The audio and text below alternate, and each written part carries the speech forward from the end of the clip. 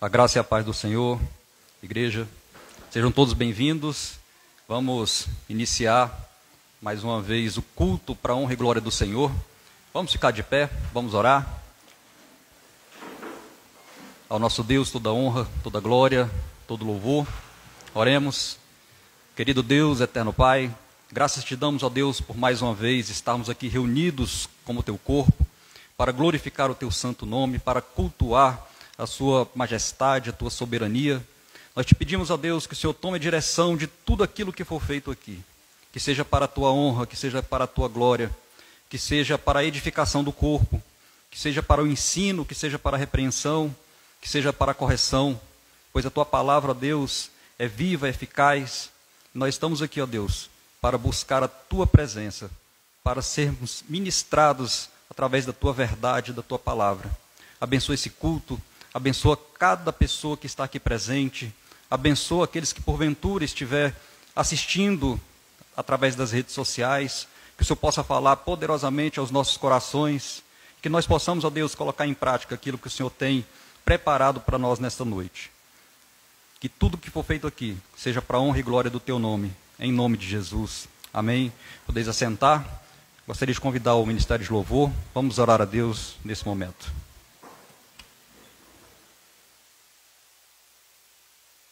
Boa noite, irmãos, graça e paz.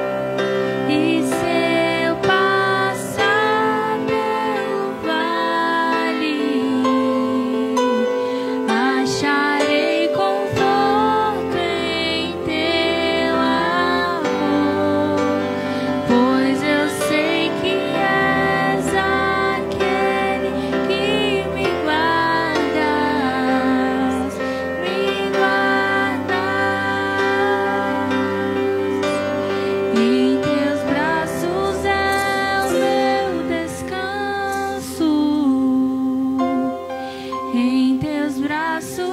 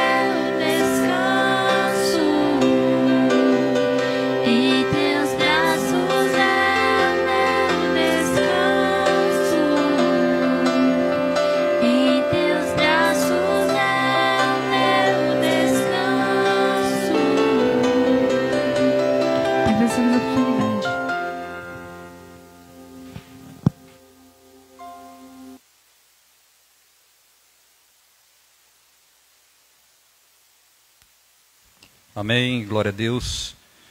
Meus irmãos, hoje o pastor Júnior vai dar continuidade às ministrações na carta do apóstolo Paulo aos Romanos, e o tema que ele vai tratar essa noite é o culto que Deus aceita. Dentro dessa perspectiva, eu gostaria de compartilhar com os irmãos, de forma introdutória, uma passagem bíblica que é muito instrutiva com relação a esse tema. Então, sem muita demora, eu peço que os irmãos abram as suas Bíblias, lá no Evangelho de Jesus Cristo, conforme o relato de Lucas, no capítulo 3, a partir do verso 1.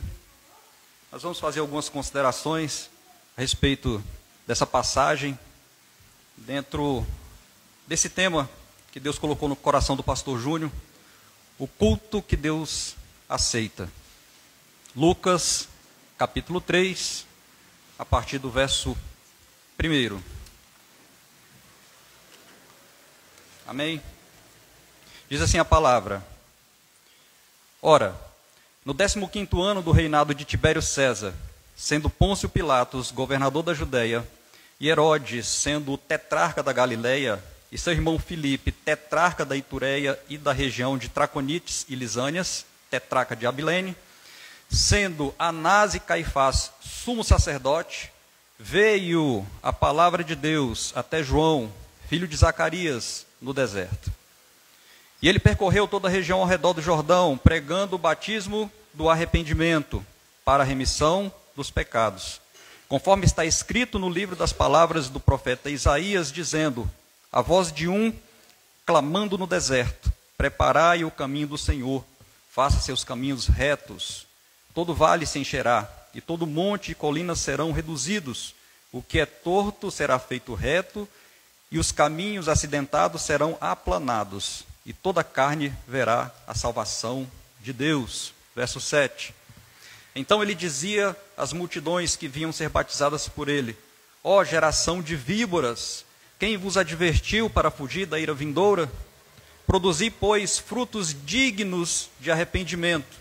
E não comeceis a dizer dentro de vós mesmos: nós temos a Abraão por nosso pai. Porque eu vos digo que dessas pedras Deus pode levantar filhos a Abraão. E também agora está posto o machado à raiz das árvores. Toda árvore, portanto, que não produz bom fruto é cortada e lançada no fogo. Somente até aí.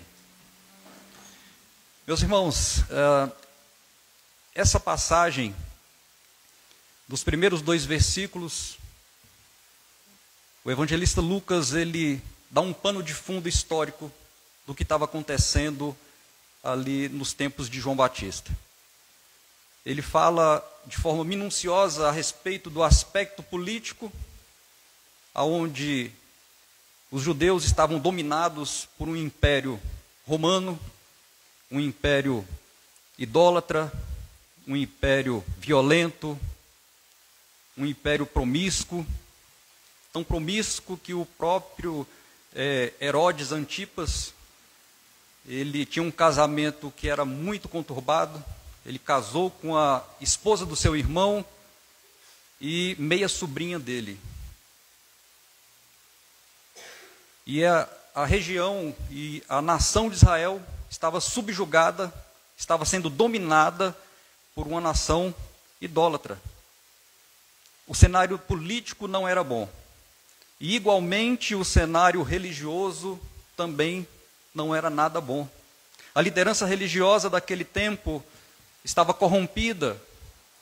Os interesses dos líderes religiosos daquela época era somente se perpetuar no poder, auferir as vantagens que o cargo de sumo sacerdote era oferecido.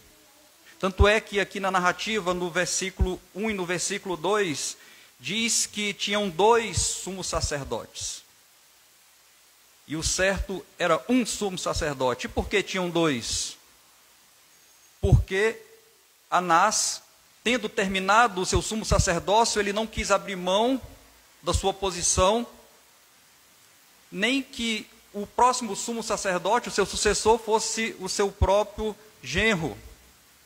Então diz que Anás e Caifás eram os sumos sacerdotes da época. Tamanha era a ganância. Eles tinham mais interesse em satisfazer a sua própria vontade do que obedecer aos princípios estabelecidos por Deus. Então o cenário dessa passagem era totalmente desfavorável. Igualmente, a sociedade judaica, eles nutriam uma religiosidade falsa, uma religiosidade superficial, baseada somente em rituais, e não uma transformação verdadeira por temor e por amor a Deus. Esse era o aspecto. Esses dois versículos, eles ilustram quão tenebroso era o cenário na nação de Israel, no povo escolhido de Deus, naquela época de João Batista. Mas percebam que mesmo assim, mesmo diante de um cenário decadente, tenebroso, veio a palavra de Deus para aquela nação, através do profeta João Batista. Diz aqui no final, na parte B do versículo 2, veio a palavra de Deus até João, filho de Zacarias, no deserto. Percebam que a palavra de Deus veio a João Batista, e ele nem estava no templo, ele estava no deserto. Daí a gente já pode fazer uma aplicação bem simplória, bem básica. Templo suntuoso não quer dizer nada para Deus. Hoje a gente percebe várias igrejas criando impérios, construindo coisas grandiosas, simplesmente com o intuito de atrair pessoas. Mas aqui, diante de um cenário tenebroso, Deus levanta João Batista para falar com aquele povo, cumprindo uma profecia, e ele não estava em nenhum templo. O culto que Deus aceita não depende de tempo físico, não depende de suntuosidade, não depende daquilo que o homem valoriza. Então, Deus levanta João Batista, e ele, cumprindo o seu chamado, o verso 3 diz que ele percorreu toda a região ao redor do Jordão, pregando o batismo do arrependimento para a remissão dos pecados. Essa versão que a gente comumente usa aqui é a King James 1611, tem algumas diferenças aí das versões mais conhecidas, mas o sentido é o mesmo. Aqui chama batismo do arrependimento. Em outras versões é batismo de arrependimento, mas o sentido é o mesmo. Então João, cumprindo o chamado do Senhor, ele vem pregando o batismo do arrependimento. Perceba que ele não vem pregando prosperidade, ele não vem pregando autoajuda, ele não vem pregando e oferecendo um poder místico, sobrenatural, em qual as pessoas têm o poder de determinar no mundo espiritual o que ela quiser. Nada disso. Nada disso. Ele veio pregando o batismo do arrependimento. E o que é isso, o batismo do arrependimento? Ele vinha pregando a verdade para que as pessoas reconhecessem que são pecadores, para que as pessoas reconhecessem que precisavam se voltar para Deus, para que as pessoas reconhecessem que aquele culto que eles estavam oferecendo a Deus, somente religiosidade, somente oferecendo sacrifícios de forma superficial e religiosa, não levava à presença de Deus. Não fazia diferença para Deus, não era aceitável para Deus aquele tipo de religiosidade que eles estavam levando, aquele estilo de vida que eles estavam vivendo naquela sociedade. E ele vem pregando o batismo de arrependimento para a remissão dos pecados. O reconhecimento de que precisamos verdadeiramente de um Salvador. O reconhecimento de que nós não temos mérito em nós mesmos, seja através de cumprimento de rituais, de vir para a igreja, no nosso caso, de ter uma religião, mas o que realmente faz diferença é sabermos que precisamos de Deus. Sabermos que Deus é quem efetua em nós todas as coisas. E ele vem pregando essas verdades. E no verso 4, diz assim: conforme está escrito no livro das palavras do profeta Isaías, dizendo: a voz de um clamando no deserto, preparai o caminho do Senhor. Esses versículo 4 e versículo 5 nos dá outro direcionamento interessante também. Ele não veio pregando o batismo de arrependimento da cabeça dele. Ele tinha uma base sólida para pregar o batismo de arrependimento, para pregar a verdade, para que as pessoas reconhecessem e buscassem a Deus e os pecados fossem perdoados. Estava escrito na palavra, estava escrito no livro das profecias do profeta Isaías, e ele mesmo era o cumprimento dessa promessa. Aqueles que estudavam a palavra, aqueles que conheciam as profecias, tinham perfeitas condições de reconhecer que João Batista era o cumprimento dessa passagem. A voz de um clamando no deserto: preparai o caminho do Senhor, façam seus caminhos retos, todo vale se encherá e todo monte e colina serão reduzidos, o que é torto será feito reto e os caminhos acidentados serão aplanados. É um eco de Ezequiel 11:19. E diz assim: todo vale e todo monte e colina serão reduzidos, o que é torto será feito reto e os caminhos acidentados serão aplanados. Aqui, meus irmãos, era uma ilustração que aquelas pessoas tinham condições de entender o que estava acontecendo.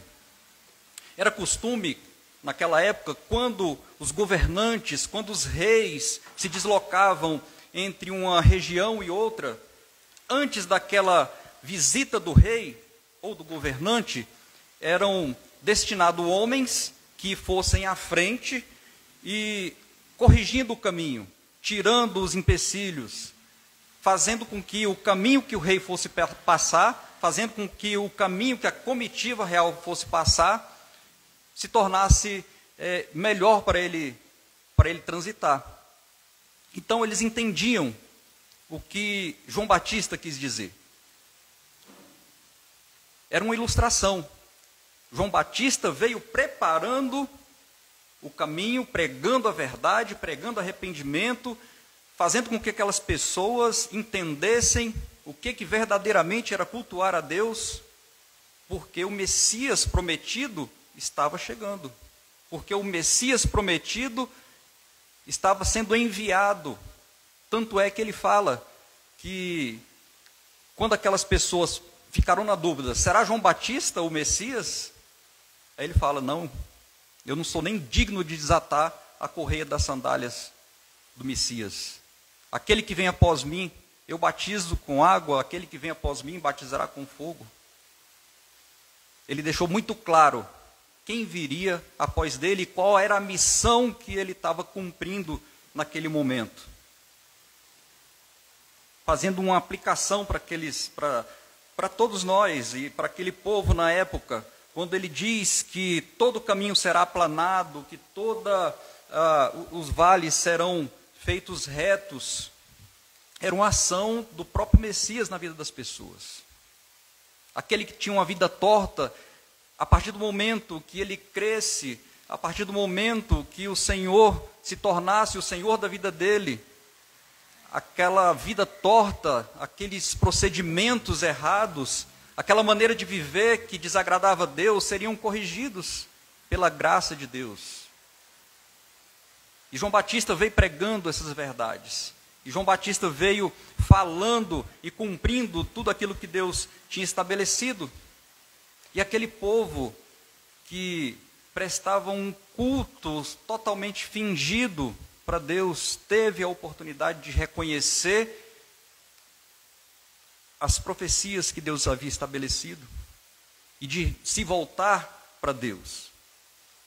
E no finalzinho aqui, no verso 6, diz: e toda carne verá a salvação, de Deus. Aqui está muito claro também que João Batista, ele estava quebrando aqueles enganos que os judeus tinham acerca da salvação. Aqui nesse momento, ele está quebrando o exclusivismo religioso dos judeus. Toda a carne verá a salvação de Deus. Eles acreditavam que somente os judeus, quem era da linhagem judaica, era salvo. E aqui ele fala toda a carne, ou seja, não só judeus, mas também os gentios seriam alcançados pela salvação. Aquele exclusivismo religioso que eles nutriam, aquele engano no culto que eles tinham, que só os judeus seriam dignos de salvação, estava sendo quebrado nesse momento. João Batista já começou a bater naquele povo. Aí no verso 7, eu acho que é o verso que eu mais gosto, eu me identifico, de certa forma, com João Batista, eu sou fã do João Batista, não me entendam mal, não estou idolatrando João Batista, mas eu gosto muito da maneira que ele fala, porque ele é direto. Ele não tem arrudeios. Ele não tem essa questão de meu lindo, minha linda. Você é a menina dos olhos de Deus. Ele fala de forma direta, ele fala a verdade de forma direta, porque ele sabe que as pessoas precisam reconhecer os seus pecados e precisa tocar na ferida. Porque precisa realmente ser incomodado, precisa realmente ser confrontado. Então no verso 7 ele diz, então ele dizia às multidões que vinham ser batizadas por ele, ó geração de víboras, eu gosto mais da outra versão que diz, ó raça de víboras, eu acho mais incisivo. Quem vos advertiu para fugir da ira vindoura? Parece estranho, diz aqui que as multidões vinham até ele para ser batizado, e João Batista chamava de raça de víboras. Qual a necessidade disso? Será que o João Batista estava sendo exagerado? Certamente ele sabia que muitos que estavam ali buscando esse batismo de arrependimento, na verdade, tinha muito fariseu e tinha muito saduceu ali misturado, querendo achar uma brecha para impedir as suas pregações, querendo achar uma brecha para fazer assim como fizeram com Jesus, de tirar João Batista de cena, por medo de interferência no controle que eles tinham sobre os religiosos daquela comunidade. João Batista sabia que muitos que estavam ali, buscando esse batismo de arrependimento, não estavam ali em sinceridade de coração. Estavam ali buscando, mais uma vez, cumprir um ritual que eles pensavam que poderiam levar eles à salvação eterna. Não é esse tipo de culto que Deus aceita. Não é esse tipo de atitude que agrada o coração de Deus. Por isso, na verdade, ele está falando o que é correto. Geração de víboras, raça de víboras. Isso para aqueles que não estavam ali com sinceridade e de coração, e muitos deles estavam ali como uma ameaça para o seu ministério. Por isso ele trata dessa maneira. Chama de raça de víboras. E no verso 8, ele fala por quê. Ele diz, produzi, pois, frutos dignos de arrependimento. E não comeceis a dizer dentro de vós mesmos, nós temos a Abraão por nosso pai, porque eu vos digo que dessas pedras Deus pode levantar filhos a Abraão. O que a gente aprende aqui? Que o arrependimento em si não é o fim em si mesmo. O arrependimento é o reconhecimento dos nossos erros, é o reconhecimento de que precisamos de um Redentor, de um Salvador, e esse reconhecimento, ele vai produzir frutos. E esse reconhecimento de que nós somos e dependemos de Deus e que nós temos as nossas vidas transformadas, vai gerar frutos. Por isso ele diz, produzir frutos dignos de arrependimento. E não só venham aqui de forma religiosa, querer cumprir um ritual, querer cumprir mais algum aspecto que vocês acham que pode fazer para ganhar o direito de estar junto de Deus. Mas transformem o seu procedimento. Reconheçam que são limitados e busquem viver de acordo com a vontade que Deus estabeleceu para vocês.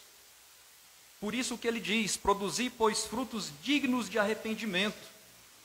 E não comeceis a dizer dentre vós que nós somos descendentes de Abraão. Isso não cola.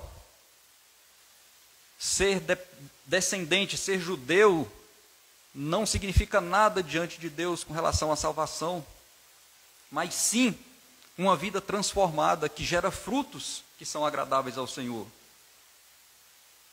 E ele manda uma pedrada. Ele diz aqui: porque eu vos digo que destas pedras Deus pode levantar filhos a Abraão. Aqui que é a citação de Ezequiel 11:19. Eu falei lá atrás, mas lá atrás é Isaías. Perdão.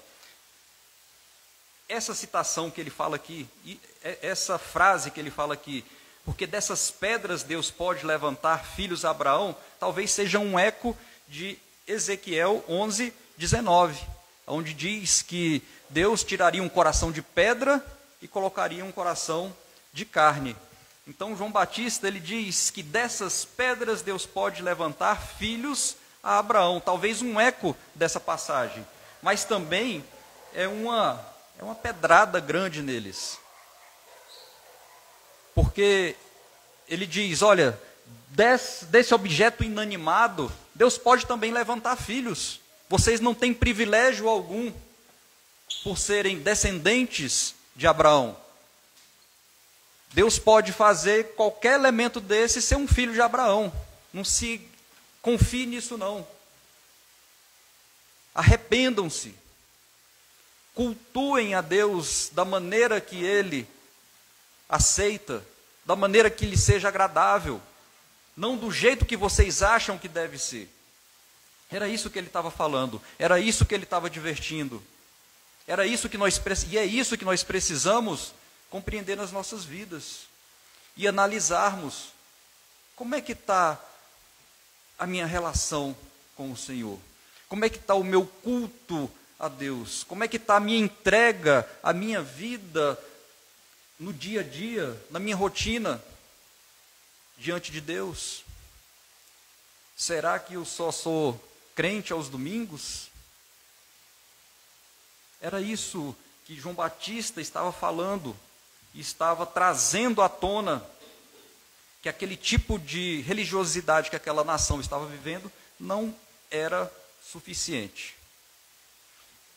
E o verso 9, para a gente não demorar muito, diz aqui: e também agora está posto o machado à raiz das árvores. Toda árvore, portanto, que não produz bom fruto é cortada e lançada no fogo. Até aqui no verso 9, nós vemos agora a consequência quando não se presta um culto aceitável ao Senhor. Aqui está falando de juízo de Deus. E também agora está posto o machado à raiz das árvores. Ele compara aos que se dizem crente como uma árvore, e que aquela árvore que não dá bom fruto, ela será cortada e lançada ao fogo. O machado está à raiz das árvores. Isso significa o quê? Que é uma condenação eterna. Quando não há transformação de vida, quando não há o reconhecimento de que precisamos do Senhor, quando buscamos a Deus com a religiosidade superficial, o resultado disso é condenação eterna. O machado na raiz da árvore é para sempre. Não é uma poda, não é só desgalhar. É o machado na raiz. E mais, depois ele é lançado ao fogo. Que nós possamos vivenciar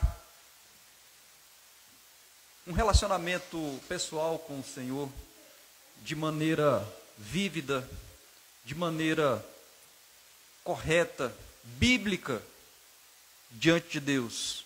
Aquela nação, ela foi advertida antes do nascimento de Jesus, através de João Batista. E ele pagou um preço muito alto por conta disso. Nós sabemos qual foi o destino de João Batista. Mas ele não deixou de cumprir aquilo que Deus estabeleceu. Ele não deixou de cultuar a Deus da maneira que Deus falou para ele fazer. E nós também precisamos vivenciar aquilo que Deus estabeleceu na sua palavra, aquilo que Deus nos ensina como certo, não só durante o culto, mas durante todos os instantes da nossa vida. Nós possamos cultuar a Deus durante todos os momentos da nossa vida. Que Deus nos abençoe e que nos dê a força necessária para cumprir aquilo que Ele tem estabelecido na vida de cada um de nós. Amém? Vou convidar a equipe de louvor, nós vamos adorar a Deus nesse momento. Logo em seguida, pedir para o pastor Marco Anel estar orando pelo preletor da noite, pastor Júnior. Amém? Boa noite, irmãos, graça e paz.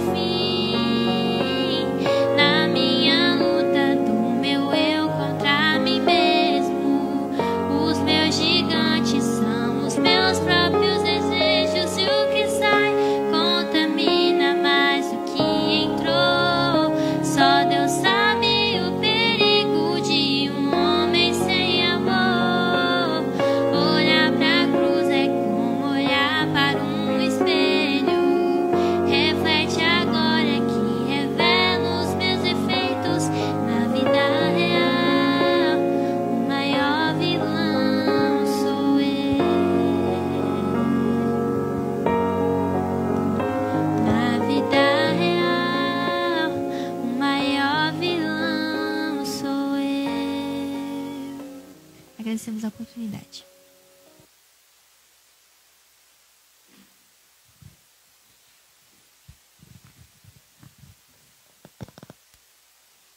Amém, irmãos, vamos ficar em pé, vamos orar pelo preletor dessa noite. Querido Deus, amado Pai, estamos aqui diante da sua igreja. Continue falando conosco através do teu Espírito, Senhor. Que o teu Espírito Santo abra o nosso entendimento, a nossa mente, os nossos olhos, para que nós possamos entender, ouvir essa verdade que vai ser dita, que essa verdade possa nos confrontar, possa nos consolar, possa nos fazer, meu Pai, mudar as nossas intenções, as nossas vontades, as nossas ações, que as palavras que forem ditas aqui possam ser plantadas no nosso íntimo, para que possa vir a dar frutos e a dar frutos dignos de arrependimento. Nós te agradecemos e te pedimos no nome do Senhor Jesus. Amém.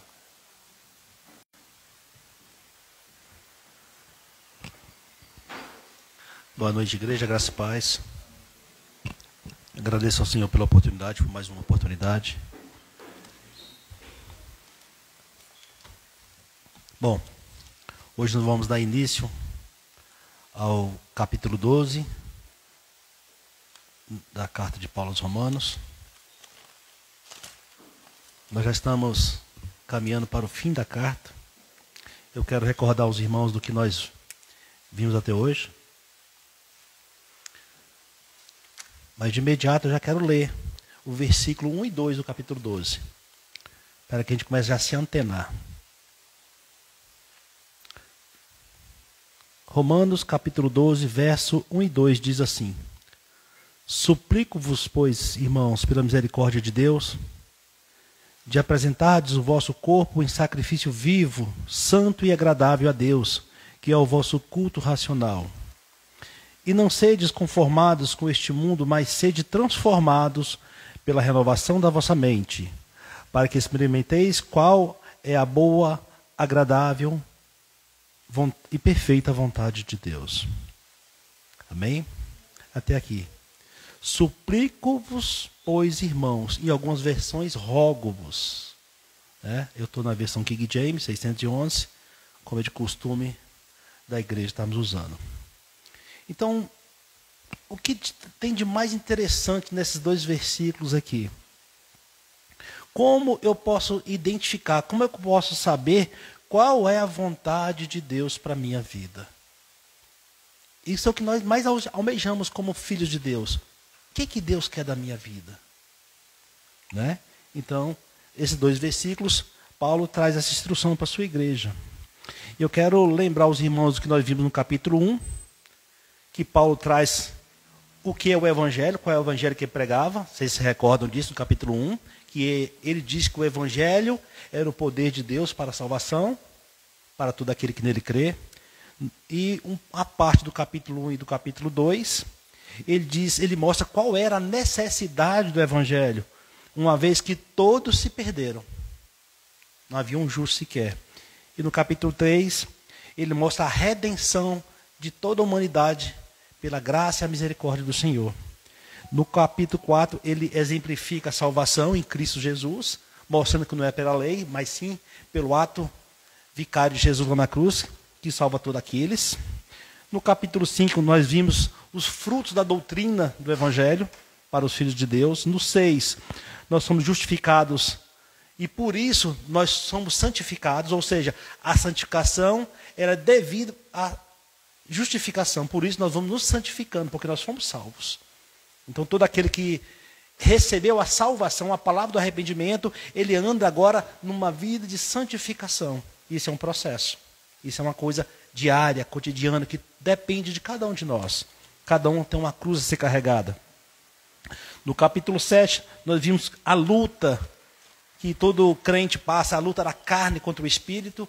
É a nossa carne, é a nossa vontade querendo viver as coisas do mundo, enquanto o espírito querendo viver as coisas de Deus. Então essa é uma luta, mesmo aquela pessoa que já foi convertida, mesmo aqueles que já foram chamados para ser de Cristo, ele vive essa luta e vai viver até o último dia da sua vida, irmão. Isso é uma batalha, isso é uma luta diária. No capítulo 8, nós vimos sobre a segurança da salvação, ou seja, uma vez que nós somos chamados, nós somos salvos em Cristo Jesus, nós estamos certos da salvação.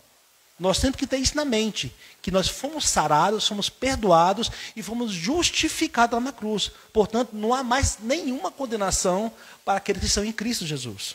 Nós temos que ter isso na sua mente, né? Se nós somos lavados em Cristo Jesus, nós somos salvos. E por que eu erro tanto, pastor? Porque nós estamos na carne. Essa é a luta diária. No capítulo 9, nós falamos... no capítulo 9, 10 e 11, nós falamos sobre a vida de Israel. Sobre o passado, o presente e o futuro de Israel. Então nós vimos como o que aconteceu com Israel no passado. Ou seja, Israel achava que podia ser salvo pelas suas forças, pelo seu esforço, pelo fato de cumprir, de ser um povo chamado para guardar a lei de Deus. A dor que o povo de Israel passou, quando foi destruído. E o futuro de Israel, que é o que nós estamos vivendo hoje. O povo de Israel, a nação de Israel, ela vai experimentar a graça. Eles vão experimentar o reconhecimento da deidade de Jesus Cristo. A glória do povo judeu ainda está por vir. E quem sabe um de nós estaremos vivos até lá, para vermos uma grande massa de israelitas se convertendo e reconhecendo Jesus como Senhor e Salvador. E aqui nós vamos iniciar uma nova etapa, que é o capítulo 12. Que aqui vai tratar justamente sobre isso. Sobre como eu tenho que me portar para que Deus venha me aceitar como um culto vivo, como uma adoração verdadeira para Ele. Então, vocês observem que Paulo, ele é muito didático, né? A mensagem que o irmão Frank trouxe, maravilhosa. Então, ela explana muito bem como que Paulo trabalha com a igreja, né? Como João trabalha, como Pedro trabalha. Vocês podem perceber que é uma língua só. Eles falam pelo mesmo Espírito, então não há divergência. As palavras elas não se confrontam, elas se coincidem, né? Ela fala a mesma coisa para a igreja o tempo todo, né? Que todos estávamos perdidos, fomos salvos em Cristo Jesus, e agora nós temos que viver de um determinado modo de vida. Por isso foi intitulado essa mensagem como o culto que Deus aceita. Porque, irmãos, quando a gente fala em culto a Deus, nós pensamos em nossa mente, ou pelo fato de termos aprendido dessa forma, que o culto é esse agora aqui na igreja. Umas pregam ao sábado, outras ao domingo, ou durante a semana. Mas reunirmos como igreja não é somente esse o culto. O culto que Deus agrada, nós vamos discorrer agora. Para que a gente venha aprender e, de fato, adorá-lo como Ele merece. Ele tem nos orientado, nós devemos adorá-lo em espírito e em verdade. Em espírito e em verdade, não é isso? Então vamos lá. Quando o capítulo 12 fala a respeito de suplico-vos, pois, irmãos, esse pois aqui, ele mostra, ele é uma ponte de uma ligação de algo que ele diz antes, né? Então, se vocês forem observar, né, ele estava falando alguma coisa e agora ele chega a falar, pois, ou seja, entretanto, assim, deste modo, não sede conformados com este mundo, mas sede transformados pela renovação da vossa mente, para que experimenteis qual é a boa, agradável e perfeita vontade de Deus. Esse conformado aqui, no grego, a palavra mais próxima que eu encontrei é esquema. Ou seja, não entre no esquema deste mundo, não entre no molde deste mundo, não seja moldado por este mundo.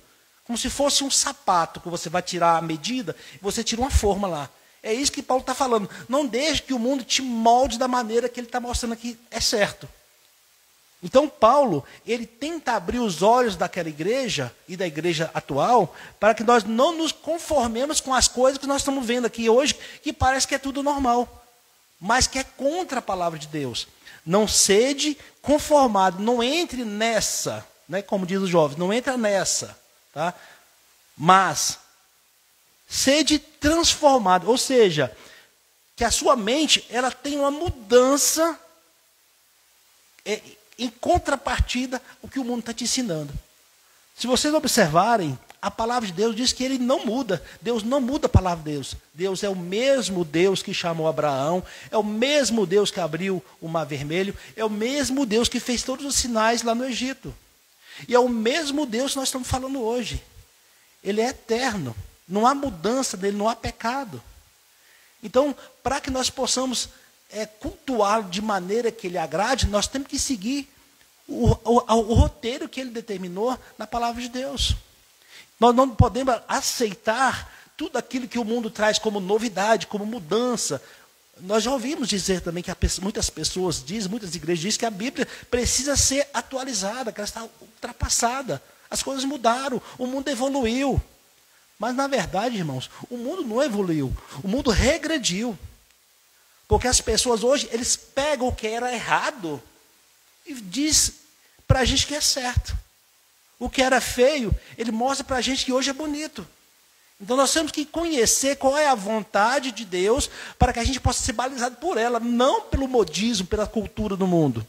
É isso que Paulo está mostrando para mim e para você. Não seja conformado, não aceite o que o mundo diz que é certo, mas seja transformado pela renovação da nossa mente. E o verso 2, ele está mostrando para mim e para você que há uma atitude que nós devemos tomar. Então Paulo, ele suplica, ele convoca a igreja, ele dá uma ordem à igreja para que ela desperte. Suplico a vocês, irmãos, pela misericórdia de Deus, pela graça que vocês receberam. Vocês não fizeram nada para serem salvos, mas por essa misericórdia, por esse favor imerecido que Deus entregou para mim e para você, que nós devemos agora cultuar a Deus como? Com o sacrifício vivo do nosso corpo.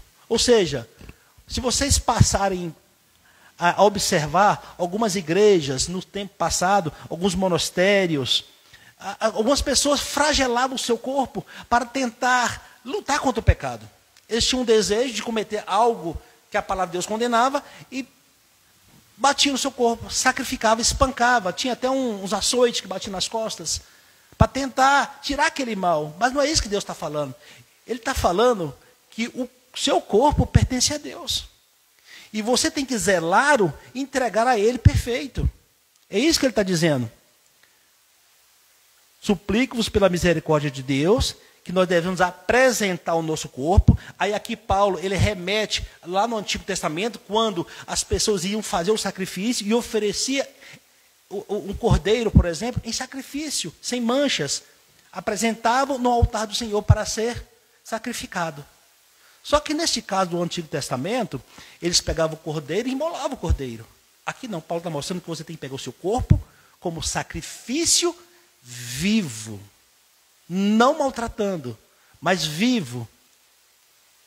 Em sacrifício vivo, santo, ou seja, sem pecado.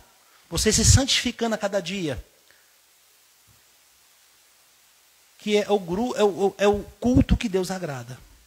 Então, o culto racional que Deus recebe da igreja é quando você, no seu dia a dia, ou seja, no seu trabalho, seja na sua escola, na faculdade, dentro de casa, no seu casamento, com os colegas, ou melhor ainda, quando você está sozinho. Que você ofereça o sacrifício de não pecar como culto a Deus. E isso durante toda a semana. E aqui aos domingos, você vem adorá-lo. Então o culto, ele começa na segunda-feira, ele começa na terça, começa na quarta, na quinta, na sexta. Todos os dias nós temos que cultuar esse Deus com o nosso corpo, separado do pecado. Santo, puro e agradável. Essa é a proposta de Paulo para a sua igreja. Então Paulo traz isso de uma maneira bem dinâmica, né, para mostrar para a igreja que nós de fato precisamos vigiar. Porque o pecado, ele está o tempo todo tentando fazer com que caiamos em armadilhas. As tentações da carne. Quando a Bíblia chama a minha e a sua atenção que nós devemos fugir da aparência do mal, isso não está escrito de uma maneira assim figurada, não. A aparência do mal, irmãos, muito além do que pensávamos quando éramos mais jovens, ou se os jovens pensam assim, não é um capeta chifrudo vermelho, não. É aquilo que te atrai, que você deseja, mas que não agrada a Deus. Por exemplo, para aqueles que são casados, pode ser o marido da outra, a esposa, a mulher na rua, o homem. Pode ser o carro do vizinho que é melhor que o seu. Pode ser o emprego do vizinho que é melhor que o seu. A casa. Então a Bíblia diz para eu não cobiçar essas coisas. Então há uma luta interna comigo mesmo. Então eu tenho que pegar esse corpo e oferecer em sacrifício ao Senhor, ou seja, me rendendo à palavra de Deus para que eu venha vencer esse desejo carnal. esse desejo da carne. Então, é uma luta cotidiana, né? Quando você se torna uma nova criatura, a gente entende que tem que haver uma profunda e verdadeira mudança no meu e no seu coração. Isso que o irmão Franklin trouxe. Quando João Batista estava pregando, ele sabia que ele tinha alguns fariseus e saduceus, hipócritas, que estavam ali fazendo um teatrozinho, né? Perguntando algumas coisas para ele. Mas João Batista conhecia, porque João Batista, ele tinha o Espírito Santo. A Bíblia diz que os que são filhos de Deus verdadeiramente, eles conseguem discernir o espiritual e o natural, enquanto que o carnal não discerne nada. Então, irmão, se você de fato busca adorar a Deus em espírito e em verdade, se desviando de todo o mal, da vontade da carne, o Espírito Santo ele vai te capacitar para isso. É isso que Paulo está mostrando. E não é fácil. Não é fácil, irmãos, você vencer as batalhas do dia a dia. Muitas das vezes, irmão, você está no seu trabalho, às vezes a pessoa é um funcionário público, e é oferecido propinas para ele fazer determinadas coisas, liberar determinados documentos, e isso não agrada a Deus. Então isso é uma luta diária você santificar. Você que é jovem, que é solteiro, quantas pessoas te chamam para namorar, para fazer isso, aquilo que não é de acordo com a vontade de Deus, é uma luta sua. As pessoas te chamam de careta, de atrasado, de quadrado, mas a Bíblia diz que o relacionamento entre homem e mulher é após o casamento. Então essa é uma batalha que você tem que vencer. E você vencendo isso todas as vezes, independente do que o mundo diz, do que a cultura diz, do que o modismo diz, você está cultuando a Deus com a sua vida. Em sacrifício vivo, perfeito e agradável a Deus. Esse é o culto que Deus vai aceitar seu. Não você vir na igreja no domingo, adorar, cantar, ler a Bíblia ou ouvir o sermão. O culto que Deus quer é aquele culto verdadeiro que Ele conhece. Só Ele conhece o seu íntimo, a intenção do seu coração. Não cabe a mim, nem a outro pastor, nem a ninguém apontar o dedo para o que você pensa. Mas você sabe. Você sabe o real motivo pelo qual você está aqui nessa noite. Então, irmão, nós temos que buscar andar em conformidade com o Senhor, com o que o Senhor tem nos ensinado. Aqui no verso 1 e 2, Paulo deixa muito claro que nós temos que mostrar e viver, de fato, uma mudança de relacionamento com Deus. Vocês observaram isso?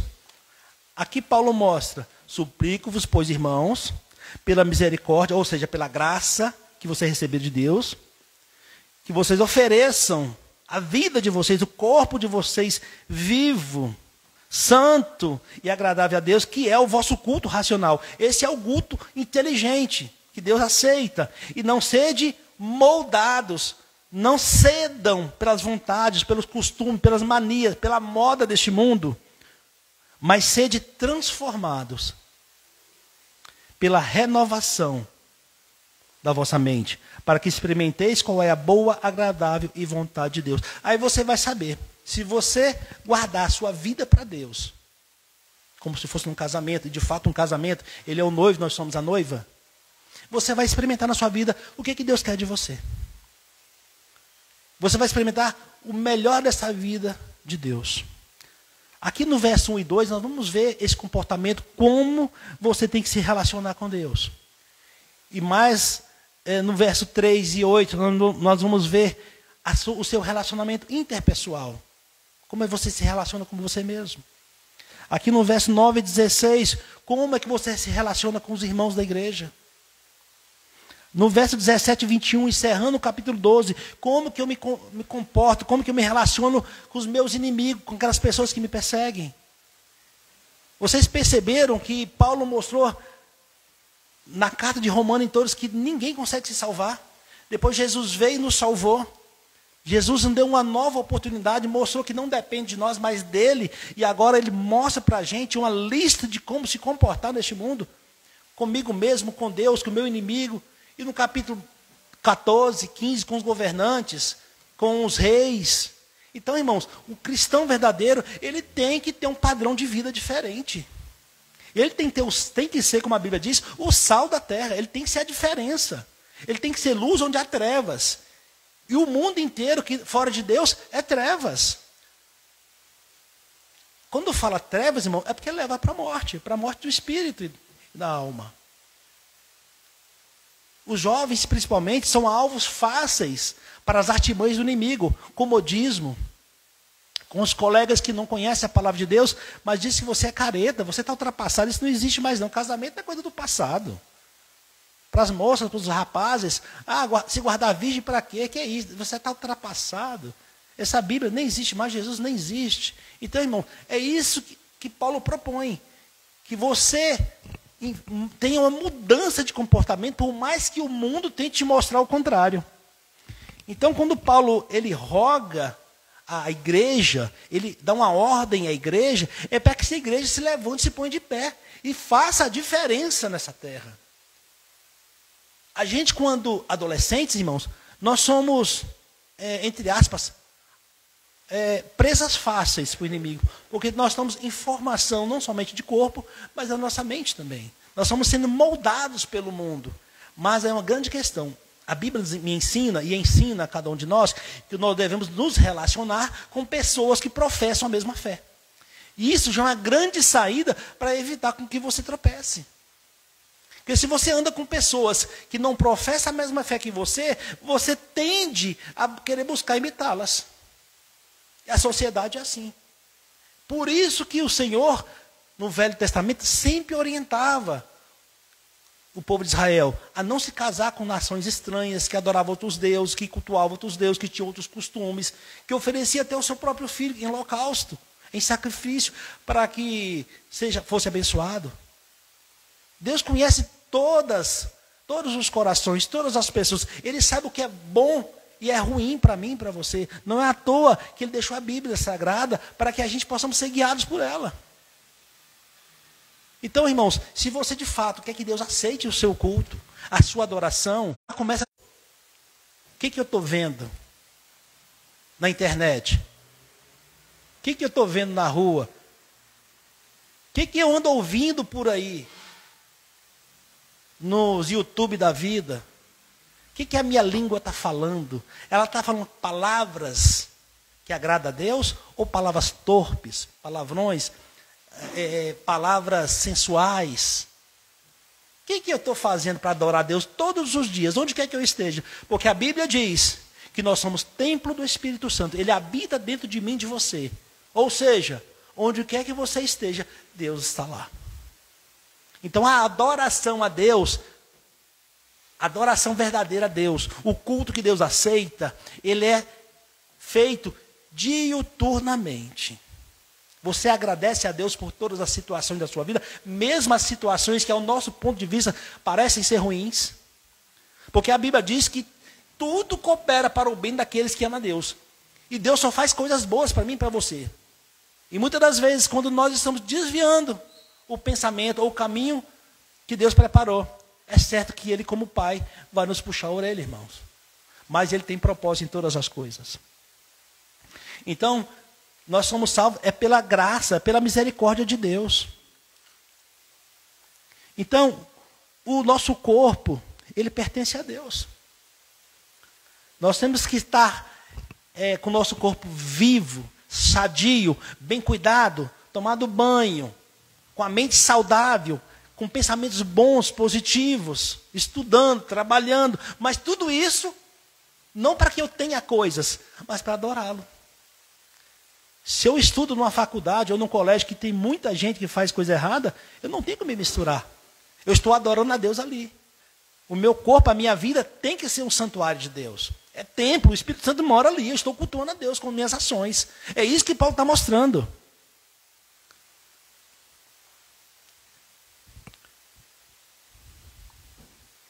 O templo de Deus, quando João Batista traz que ele traria uma palavra de arrependimento, que ele deveria preparar o caminho para o Messias, não é diferente de nós hoje não, irmãos.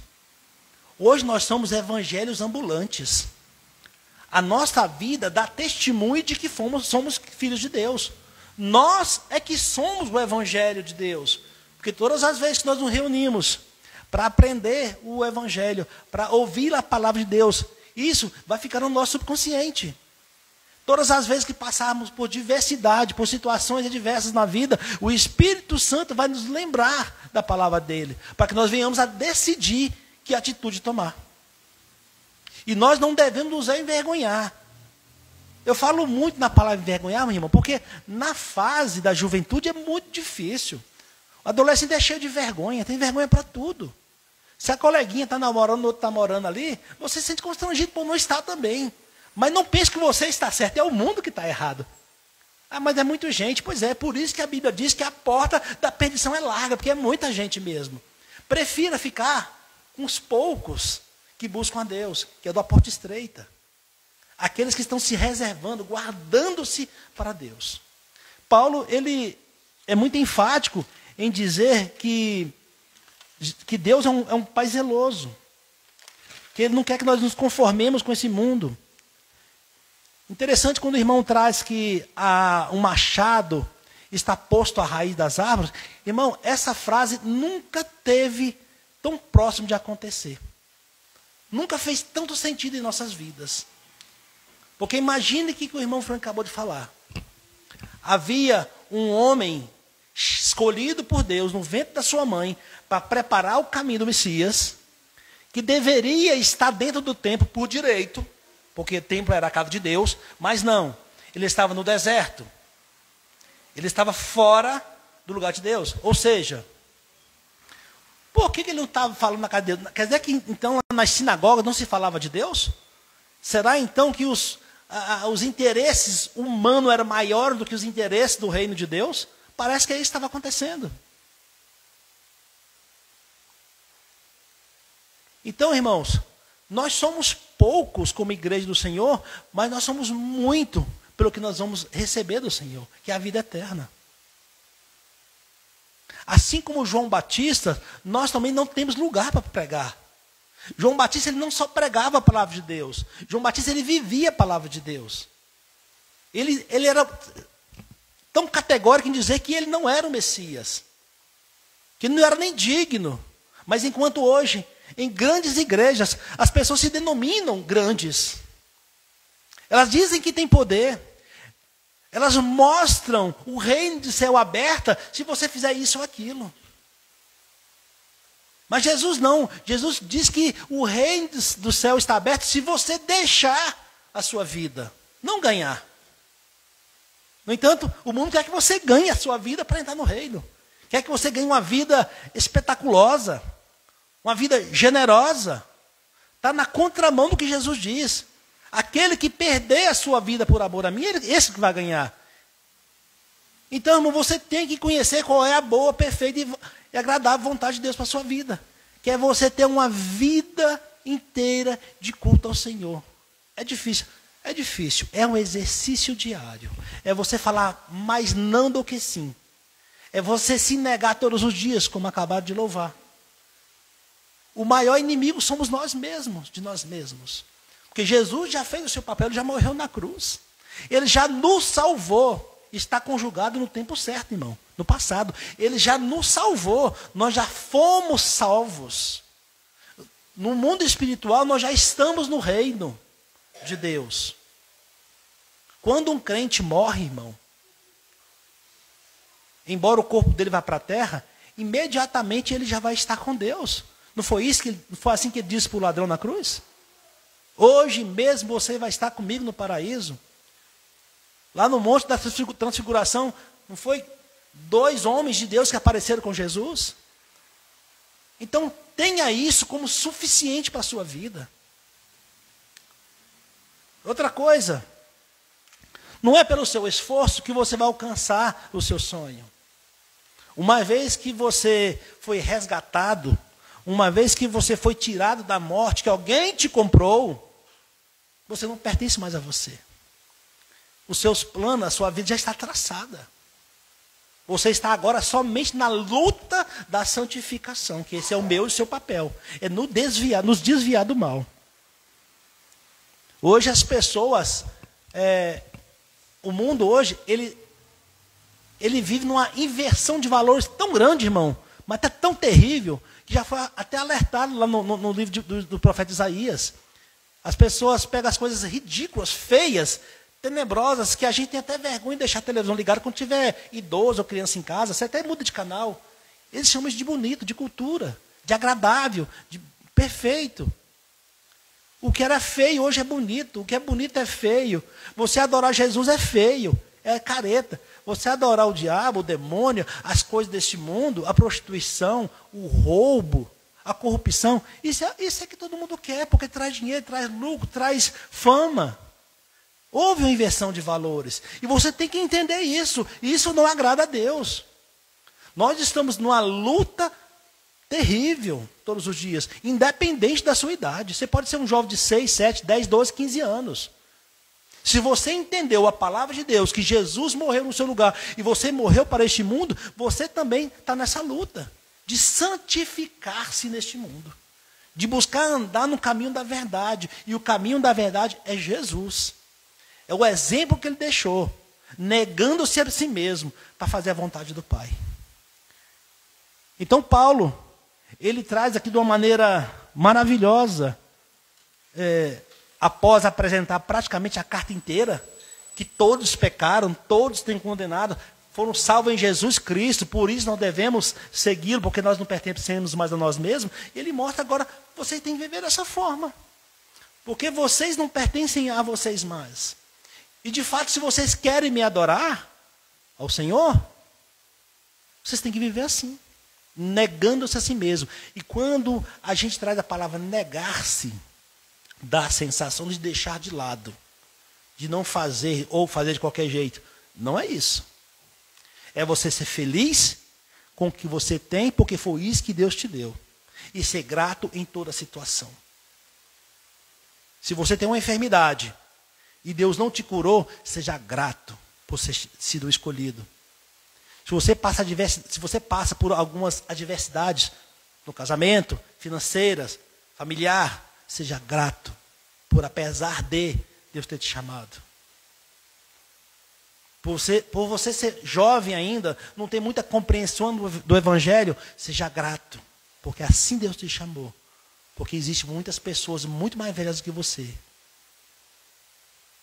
morrendo no mundo espiritual, nas drogas, num cárcere, no hospital, sem conhecer a Deus, sem conhecer a palavra de Deus.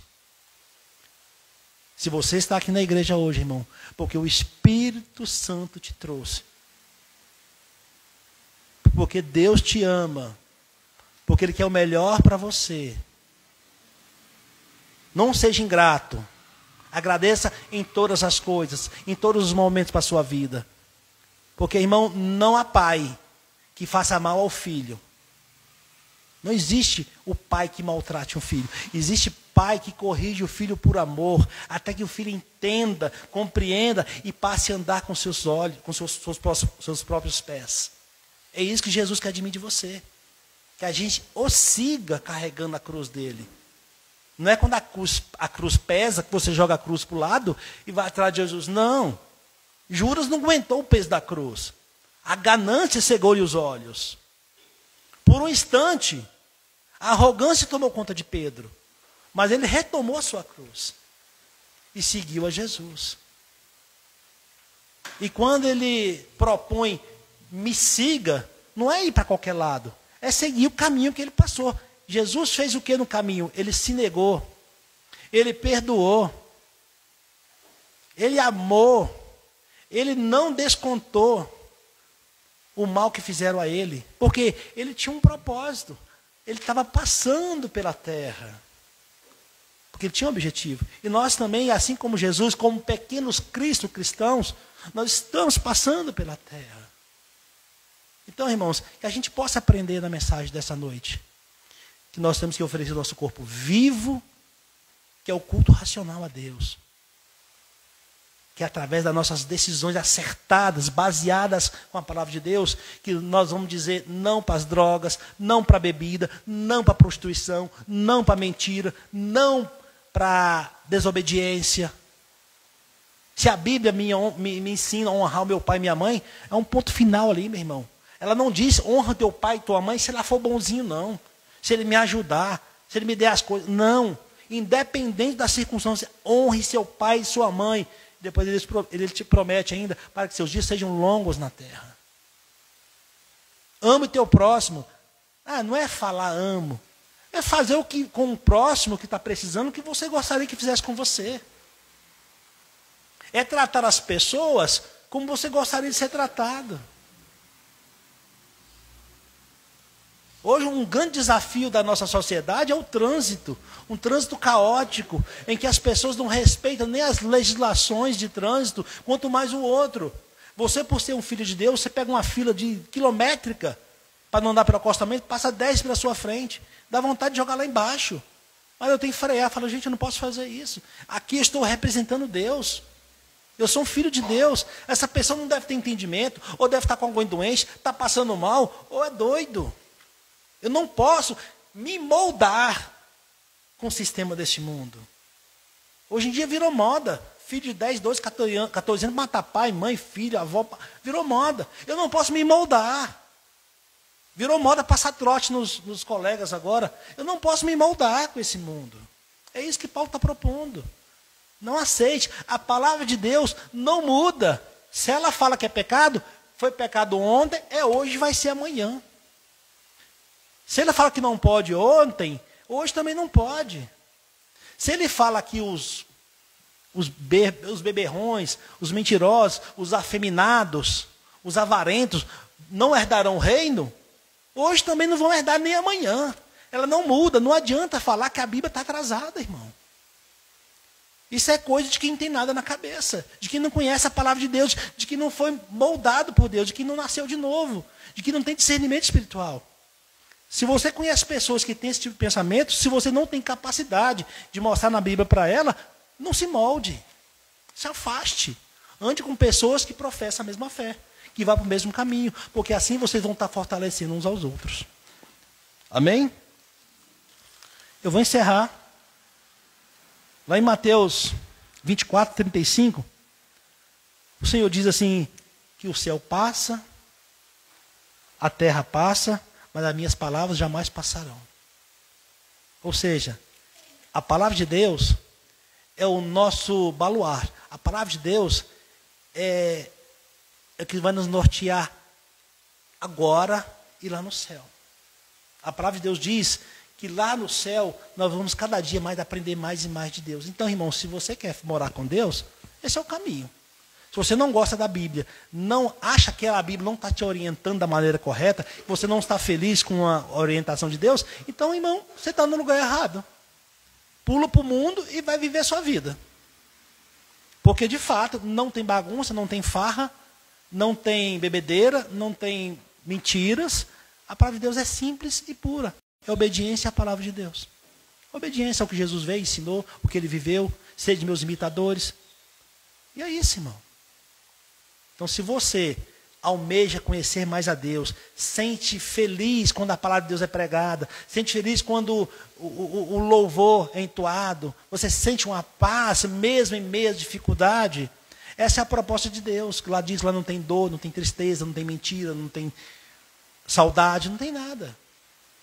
E outra coisa, irmão, vocês já perceberam, vocês são mais jovens, não muitos anos atrás, vocês eram criancinhas, hoje já cheio de adolescente, todo mundo grande, o tempo passa. E é melhor passar de mãos dadas com Deus. Que você vai ter certeza de que se você tropeçar, você não vai se machucar, você vai se levantar. Amém? Agradeço ao Senhor pela oportunidade e convido a equipe de louvor para estar adorando o Senhor.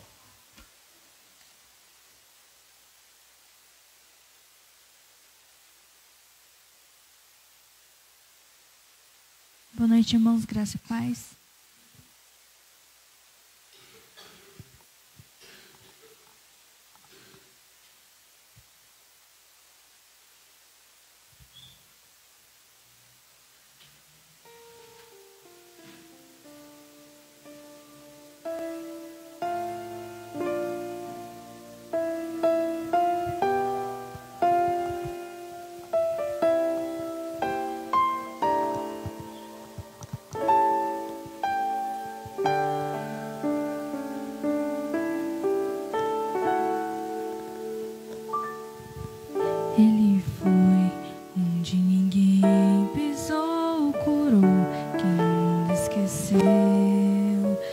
Chorou lágrimas de um fiel, moveu terra e céu.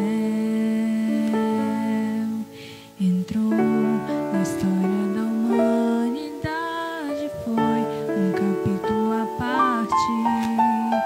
Antes e depois, princípio e fim, pedra de esquina angular, único e verdadeiro, último e primeiro. Pra pagar o preço pelos meus pecados, foi traído, transpassado, crucificado, Rei.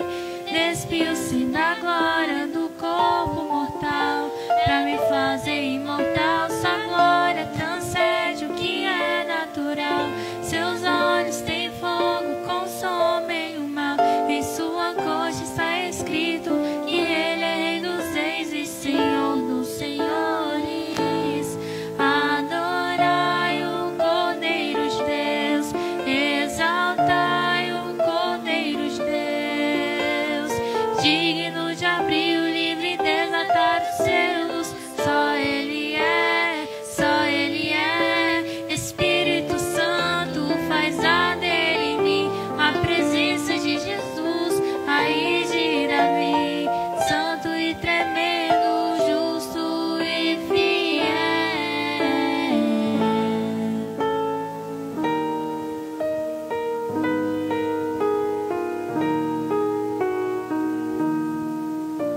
Absoluto, exaltado, Ele é Senhor, leão imbatível, campeão de Judá, revelação perfeita, santo de Israel.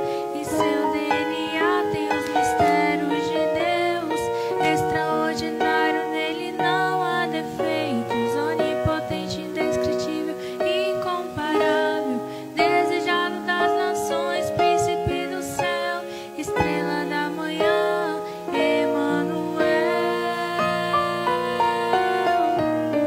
Adorai o Cordeiro de Deus, exaltai o Cordeiro de Deus, digno de abrir o livro e desatar os selos. Só Ele é, só Ele é. Espírito Santo, faz arder em mim a presença de Jesus, raiz de Davi, santo e tremendo, justo e fiel. Agradecemos a oportunidade.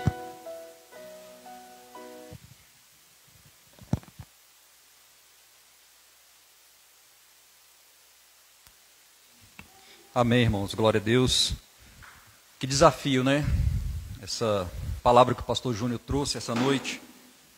Não nos conformarmos com esse mundo, mas termos a nossa mente transformada conforme a vontade de Cristo. E o pastor Júnior também falou uma coisa que chamou muita atenção a respeito da unidade direcional da palavra de Deus. Tanto os profetas como os apóstolos, os evangelistas, sempre apontando para a direção única, que é fazer a vontade de Deus, que é fazer da nossa vida um culto verdadeiro a Deus. E é interessante, pastor, que a continuação daquele texto que eu trouxe lá em Lucas 3, quando João Batista fala aquela palavra de juízo, cuidado, o machado está à raiz da árvore. Aí a multidão que estava ali pergunta para ele, e o que a gente faz então? Aí ele começa a discorrer. Aquele que tem 2 túnicas, reparta com quem não tem. Aquele que tem alimentos, reparta com quem não tem. Isso é misericórdia. Isso é a prática daquilo que Deus estabeleceu para todos nós. É esse o culto que Deus espera de cada um de nós. Aí vem os publicanos e perguntam a mesma coisa. E nós, o que faremos? João Batista fala, não cobre além daquilo que lhe é devido. Porque os publicanos eram corruptos.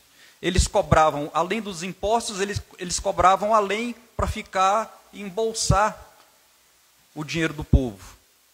Aí vem os soldados e lhe pergunta a mesma coisa. E nós, o que fazemos? E João Batista fala: não pratique violência contra nenhum homem e nem levante falso testemunho, e se contente com o seu soldo. Isso é retidão. Misericórdia, justiça e retidão são as práticas cultuais do nosso dia a dia, para que a nossa vida seja conforme a vontade de Deus. E é um desafio.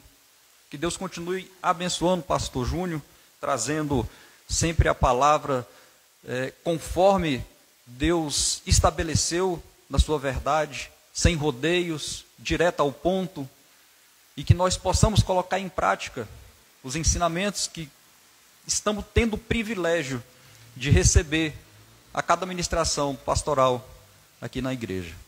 Que Deus abençoe poderosamente. Nós estamos encerrando, mas antes gostaria de lembrá-los que toda quinta-feira temos estudo bíblico expositivo da palavra.